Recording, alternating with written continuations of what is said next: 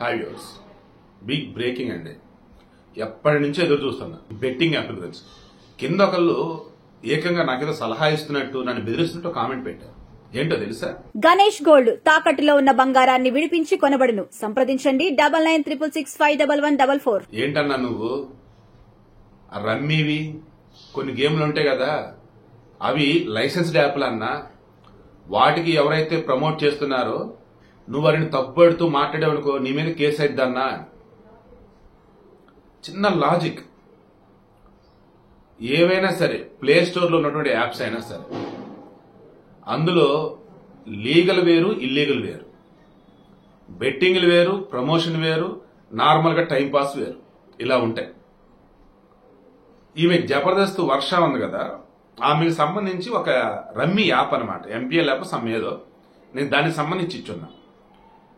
అది లైసెన్స్డ్ అని, దానికి సంబంధించి ఎవరైనా ప్రమోట్ చేయొచ్చని, అది తప్పు కాదన్నట్టు వాళ్ళు పెట్టున్నారు.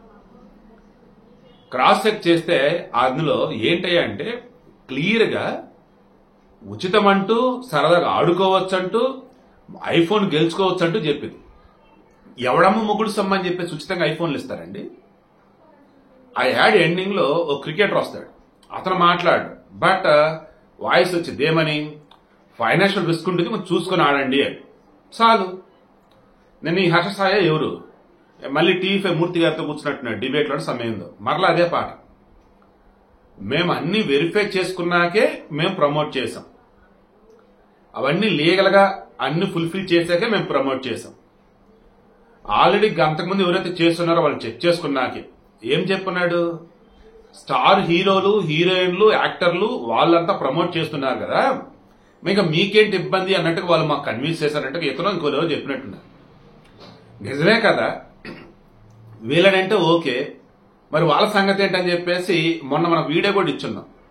సజ్జనార్ గారు చెరువులో చేపలేక చాలు స్వరశాపలు పడదాం రండి అని చెప్పేసి. అప్పుడు ఏం మాట్లాడాం? హైదరాబాద్ మెట్రోలో వచ్చేసి ఈ బెట్టింగ్ యాప్లకు సంబంధించేసి హోర్డింగ్లు, ఫోటోలు, బ్యానర్లు అటువంటివి.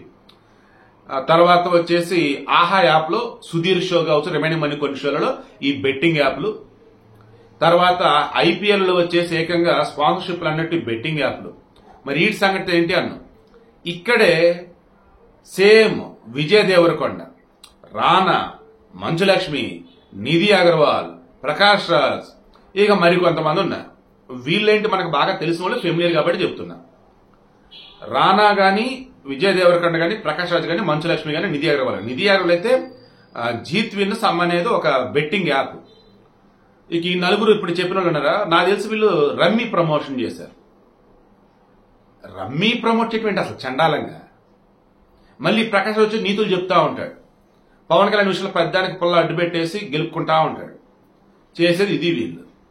పైకి మాత్రం నీతులు చెప్పండి, లోపల మాత్రం దిక్కుమని యాప్స్ ప్రమోట్ చేయండి, ఆ వచ్చే డబ్బులతో బతకండి. ఏం బతుకులు అసలు అనకూడదు. కానీ అదేమంటే మేము చెప్పితే ఇంకెవరైనా చేస్తామని చెప్పేసి అంటారా? అనండి, దానికేం భాగ్యం. ఇప్పుడు మియాపూర్ పోలీసులు కేసు నమోదు చేశారు. ఎందుకో తెలుసా? మొత్తం హవాలా మార్గం ద్వారా నడిచిందంట.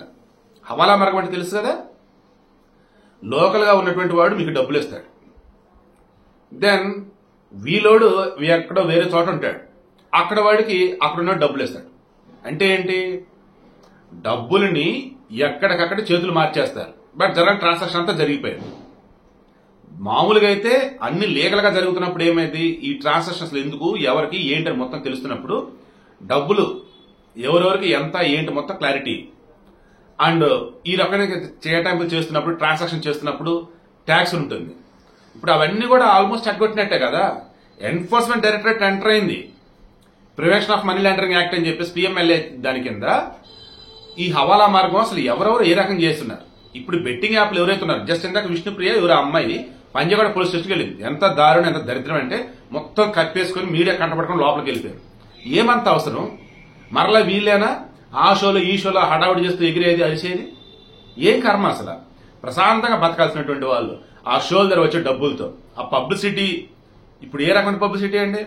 గతంలో షోస్ ధర వచ్చేసి పాజిటివ్ పబ్లిసిటీ. సరే, కామెడీ చేసే వాళ్ళు ఉంటారు, వేరే విధంగా, అది వదిలేద్దాం. ఇప్పుడు ఒక్కళ్ళన్నా సరే పాజిటివ్ గా రెస్పాండ్ అవుతారు వీళ్ళ గురించి.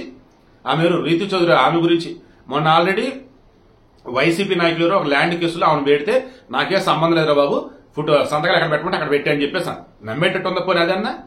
సంతకాలు ఎక్కడ పెట్టుకుంటే అక్కడ పెడతారా? అది ఒకటి కబ్జా చేసిన ల్యాండ్, వేరే సమయంలో ల్యాండ్ ఇష్యూస్ నడుస్తుంది. ఒక లెటర్ పక్కన పెడదాం. ఆ టేస్ట్ చేసిన అతను కానీ ఆ పేర్లు కూడా నాకు తెలియదు, ఫస్ట్ టైం చూస్తున్నా అవన్నీ కూడా. ఏంటంటే వీళ్ళంతా యూట్యూబ్ లో బాగా ఫేమస్ అంట. ఆ భయ్య సన్నీ యాదవ్, ఆ ఇమ్రాన్ ఎవరు అతను, అప్రాక్సిమేట్లీ 18 మంది అండి. ఈ 18 మందిలో ఆన్లైన్ రమ్మిని ప్రమోట్ చేసిన వాళ్ళు, ఈ బెట్టింగ్ యాప్స్ ప్రమోట్ చేసిన వాళ్ళు ఏంట్రా అంటే వీళ్ళకి అవతల వాళ్ళు ఇచ్చేది ఏదైతే ఉందో హవాలా మార్గం ధరిస్తున్నారు కదా. వీళ్ళు ఫర్ ఎగ్జాంపుల్ ఒక ₹1,00,000 ఇచ్చాడు అనుకుందాం. కనీసం 10 కోట్ల పైచిలుకు అంటే 100 అంటే 1000 రెట్లు పైగా అవతలకి డబ్బు వచ్చిందంట. నిజమే మరి. వీళ్ళ మాటలు విని 1,00,000 పెడితే 10 లక్షలు వస్తున్నారని చెప్పేసి పాపం అమాయకులు పెట్టేవాళ్ళు ఎంతమంది ఉంటారు? పోతే 1,00,000 వస్తే 10 లక్షలు అనుకున్న వాళ్ళు డబ్బున్నాడు అలా పెట్టి అనుకుందాం. పాపం పేదోడు పోతే 100 వస్తే ₹1000 రా అని పెట్టేవాళ్ళు. ఆ తర్వాత వాడి ఫ్రెండ్, ఆ ఫ్రెండ్, ఇలా వీళ్ళని ఎవరో ఒకరికి వస్తాయి. బట్ పోయేది కుప్పలుగా పోతాయి అన్నమాట డబ్బులు. ఇప్పుడు వీళ్ళందరి మీద కేసులు నమోదైన మొత్తం విచారణ రావాల్సిందే. వీళ్ళకి ఎవరు డబ్బులు ఇచ్చారు, ఎవరు వీళ్ళని అప్రోచ్ అన్నారు, అన్ని లెక్కలు బయటపడాలి.